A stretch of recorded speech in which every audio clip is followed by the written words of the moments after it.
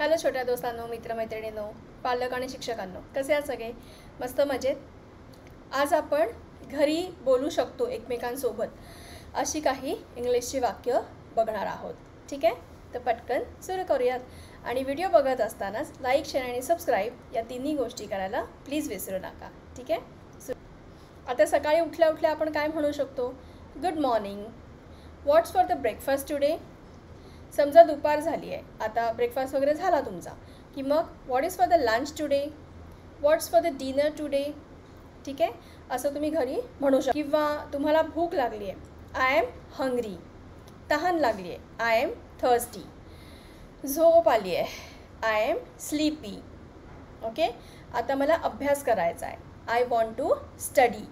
Okay, संध्याकाळी चल आपण फिरायला बाहेर जाऊयात असं कोणाला म्हणायचं असेल तर let's go for a walk today.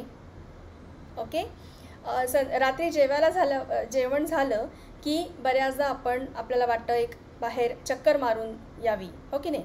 मग तेव्हा काय म्हणायचं? Let's go for a night walk today. आता आपल्याला कोणाकडे तरी मदत मागायची आहे, मग ते तुमचे फॅमिली मेंबर्स असू शकतात, फ्रेंड्स असू शकतात. ओके, तर मग एखाद्याकडनं हेल्प मागायची, एखाद्याकडनं काहीतरी मदत हवी आहे छोटीशी, तर आपण काय म्हणू शकतो? कॅन यू प्लीज हेल्प मी?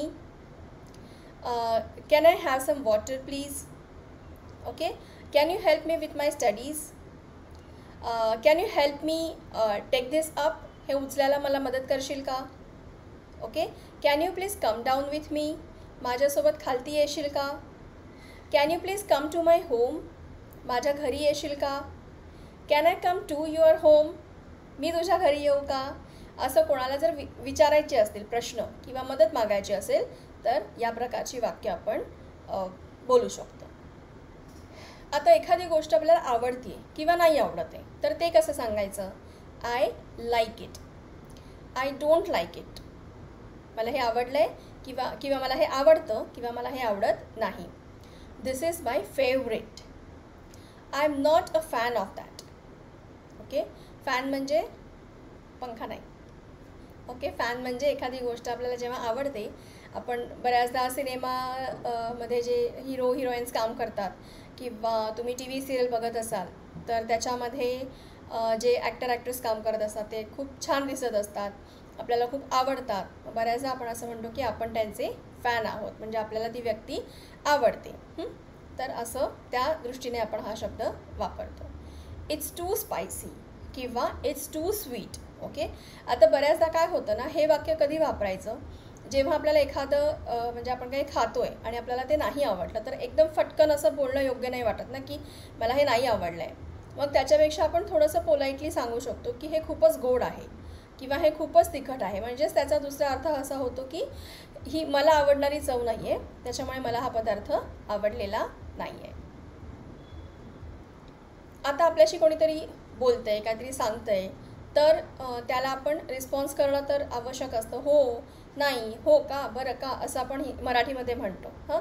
तसंच इंग्लिशमध्ये कसं म्हणायचं? Okay, no problem, sounds good. कोणीतरी समजा आता तुमच्या फ्रेंडने एखादं तुम्हाला सांगितलं की आज संध्याकाळी ना आपण एकत्र अभ्यास करूया. Okay, let's study together today evening, असं कोणी म्हटलं तर तुम्ही त्याला काय म्हणू शकता? साऊंड्स गुड, म्हणजे हो मला आवडेल असं. किंवा अगदी अभ्यास नाही, आपण आता सुट्या चालू आहे तर त्याच्यामुळे समजा तुमच्या कोणा फ्रेंडने तुम्हाला सांगितलं की आज ना आपण मस्त पिक्चर बघूया संध्याकाळी, let's watch a movie today. Sounds good. ठीक आहे, दॅट्स फाईन. म्हणजे समजा एखादा फ्रेंड तुम्हाला असं म्हणला किंवा म्हणाली, I am not able to come down today to play. That's fine. Okay, I will do it later. कोणी तुम्हाला काय काम सांगितलं की हा तुमचा सगळ्यांचा खूप कॉमन रिस्पॉन्स असतो, मी नंतर करते, मी नंतर करतो. तर हे इंग्लिशमध्ये सांगा थोडंसं स्टाईलमध्ये. I will do it later, let me check, मला हे बघू देत. मला आता जेव्हा आपण बाहेर जातो, दुकानात जातो, हॉटेलमध्ये जातो, कुठे काही खरेदी करायला जातो, तर अशा वेळेला तुम्ही आपण काय बोलू शकतो? How much is this? I want to buy this. Where is the rest room? I need a taxi. Can I get the bill please?